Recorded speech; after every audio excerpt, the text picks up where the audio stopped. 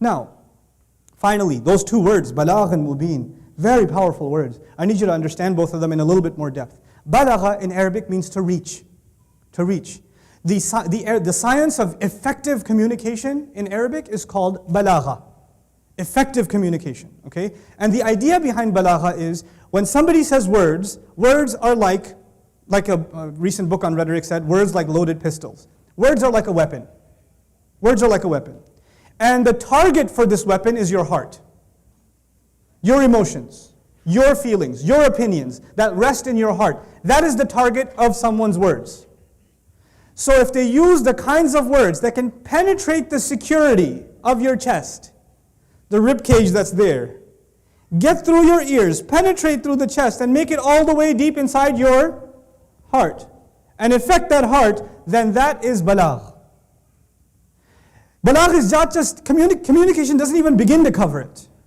We're talking about heart-penetrating, transformative communication. We're talking about we are going to speak in a way that is the most effective possibly.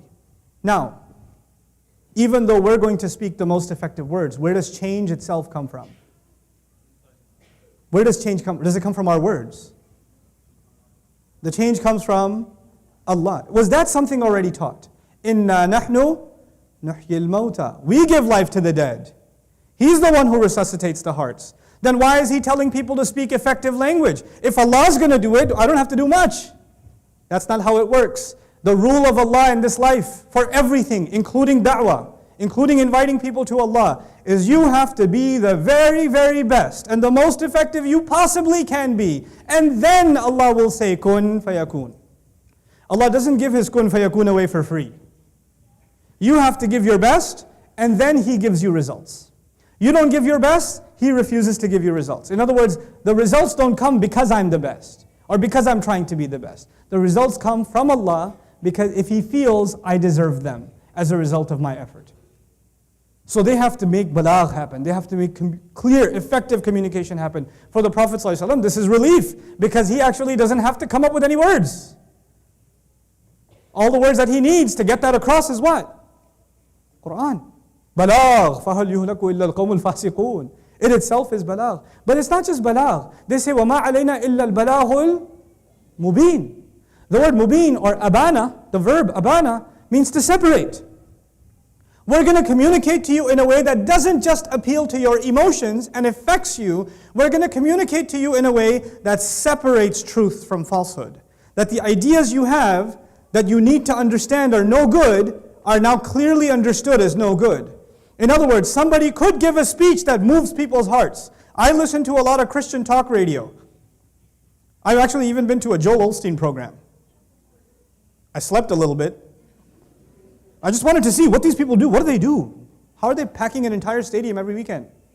I need to know, you know. And you know what? Everybody else, yes, yes, you know.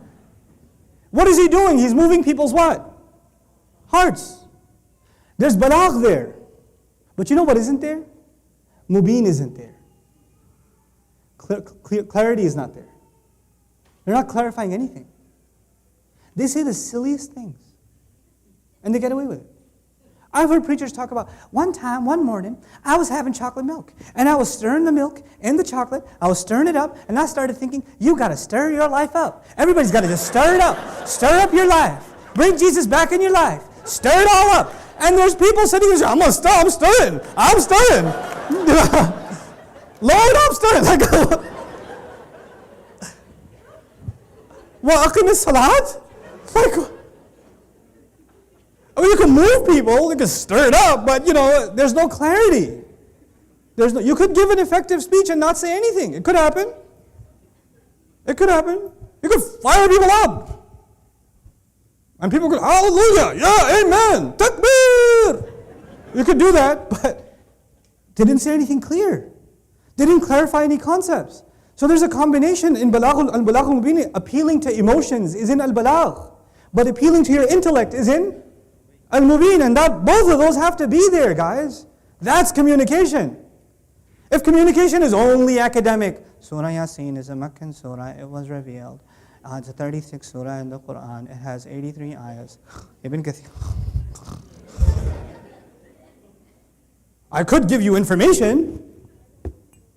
And it might be mubīn, but it has to have balāgh in it too. That's how effective communication works. And that is the legacy of Prophets ﷺ. If you don't understand that, you know what people do with this ayah? I love it. Hey, by the way, your nails are haram. What? وَمَا عَلَيْنَا إِلَّا الْبَلَاغُ الْمُبِينَ. Our only responsibility is to communicate the message. What? What Quran are you reading, you monkey? Like, that's not how it works. Anyway, so now they said we're going to communicate clearly, and these people could not respond with intelligence. They couldn't. So they had to come up with some other unintelligent way to respond, and they said, قَالُوا إِنَّا تَطَيَّرْنَا بِكُمْ. We consider you people a curse. We consider all of you a bad omen. You're a bad sign. Bad things have started happening since these false prophets came. You know, the weather's gotten worse or something. لَإِن لَمْ تَنْتَهُوا. If you people don't stop, لَنَرْجُمَنَّكُمْ. We will start stoning you. Rajm could mean stoning to death. It could also just mean stoning. Every time we see you, that's what we're going to start doing. We'll make a policy out of people just pelting you wherever you go. Like, shaitan, we call him, أعوذ بالله من الشيطان الرجيم. That doesn't mean we stone him to death, but we do cast him off. So, لَنَرْجُمَنَّكُمْ could mean stoning all the way to death, but it could also mean just, every time we see you, now we know what to do. Just grab a rock and hit him so he goes away. لَنَرْجُمَنَّكُمْ. We can't even face listening to you anymore. That's how much of a curse you've become to our society. وَلَا يَمَسَّنَّكُمْ مِنَّا عَذَابٌ أَلِيمٌ. And if that's not enough, then you will see a really, truly torturous punishment is going to touch you, and it's going to come from us. You are a curse, and we better alleviate this curse. Our society needs to be cleansed from this filthy message you call Islam. This poison, this cancer needs to be removed from our society. You know, by the way, in this ayah, it's not just a conversation anymore. It started with, we think you guys are cursed, or you guys are a curse. But then it went on, and it made it into, well, this curse is like a disease, and we don't want our society to get diseased. So we're going to keep you away, like a diseased person who's got an infectious disease is kept away. So we're going to stone you to keep you away. And if that doesn't work, we're going to have to torture you. That's what's happening here. Now they're starting to get threatened. So I want you to understand something. Who is listening to these ayat? This is not just a story. There were three audiences, remember? The Prophet himself, the believer, the lone believers, and the disbelievers. The Prophet is being told, this is what happens after لَقَدْ حَقَّ الْقَوْلُ عَلَىٰ أَكْثَرِهِمْ. When the truth becomes absolutely clear, and they still don't believe, then there's no point in reasoning with them. And if you don't back off from your claims, they don't have any arguments against you anymore, because they already know it's true. So they're going to come up with fictitious things, like you're cursed. And if that doesn't work, they're going to start threatening you. And it might even come to the point where they try to what? Kill you. The Prophet is being mentally prepared. The companions are being mentally prepared that things are about to get a lot worse. And that's not the first time it's happened before. Everything goes back to the Prophet ﷺ's legacy. It keeps tying itself to him, because that's where the surah began. Now, another meaning of إِنَّا تَطَيَّرْنَا بِكُمْ لَمْ نَرَ عَلَى وُجُوهِكُمْ خَيْرًا فِي عَيْشِنَا. One of the companions commented that one of the meanings of this was, we never see anything good come from you for our society. What good is your message for our society? Show me where the benefits are. There are people who argue, yeah, I'd like to think about Islam, but how is it going to help the economy? How's it going to help jobs? How's it going to help healthcare? Show me some benefits of this Islam so I can follow it. Islam can have benefits, but that's not why it came. Islam came to give you the message of truth. Messengers don't come to serve your economy or to serve your healthcare. Messengers came to give you purpose in your life. And when you follow that purpose, does that give you benefits? Yes. But when you start making Islam about the benefits, then you forgot what Islam itself is. You've forgotten what it is. Some people, all they talk about is, Islam has a really good dietary plan. If you fast on Mondays and Thursdays, that's actually really good for your brain. And it has several, significant benefits, and there's been scientific studies about weight loss and blah, blah, blah. Okay, cool. I'm ready to become Muslim, sign me up. Because I've been trying to lose weight for so long. It doesn't work like that. That's not how messengers, that's not what they came with. And so تَطَيَّرْنَا بِكُم means, what worldly benefit do we see? All you people talk about is we're doing something wrong. We can't cheat our customers anymore. We can't do all kinds of shameless things anymore. You're stopping us from everything. And so we're ready to kill you. And if they are ready to kill him, that's the most important part of this ayah. If they are ready to kill him, you know what that admits? It actually admits that they have no arguments left. When you resort to violence, it actually means you have no intelligent answer left. This is even true of 7 or 6-year-olds. 2 plus 2 is 4. No, it's 5, the big fat kid says. No, it's 4. It's 5. I said it's 5. No, and the skinny desi kid says, no, it's pretty sure it's 4. It's 5. Yes, it's 5. When you can't reason, then you use force. Actually, that means that you don't have reasons left. That means you were wrong. The use of violence is the use of defeat, is the acceptance of defeat. You know why that's important to understand, right? When Islam is insulted, which happens a lot nowadays, and some people decide to respond with violence in the name of Islam, you know what they're doing. They're actually making it sound like Islam doesn't have an intelligent response. The same criticism Allah made of disbelievers can now be made of believers. It's scary how low we've gotten in our intelligence that we think that's an appropriate response. How far from the original teachings of this deen that is. It's incredible. قَالُوا طَائِرُكُمْ مَعَكُمْ. The prophets are so intelligent, they said your curse is with you. The curse you just made up is with you. Now what does that mean? This is not, by the way, طَائِرُكُمْ بِكُمْ. If it was طَائِرُكُمْ بِكُمْ, it would have been completely different meaning. It would have been, you're the ones that are cursed. You think we're cursed? We think you're cursed. And some people translate it like that. Your curse is yours. May you be cursed. وَعَلَيْكُمُ الْكُرْسِ. No, that is not what this means. If it meant that, it would have been طَائِرُكُمْ بِكُمْ, not مَعَكُمْ. Ma'akum changes the meaning entirely. The first meaning of ta'irukum ma'akum is be honest. You know the real reasons you have this curse story with you. You know the real reasons are you don't want to accept the truth. You know the real reasons are you don't like to make changes in your life. You'd like to get away, continue to get away with your injustices. You know what you really have with you. Come on.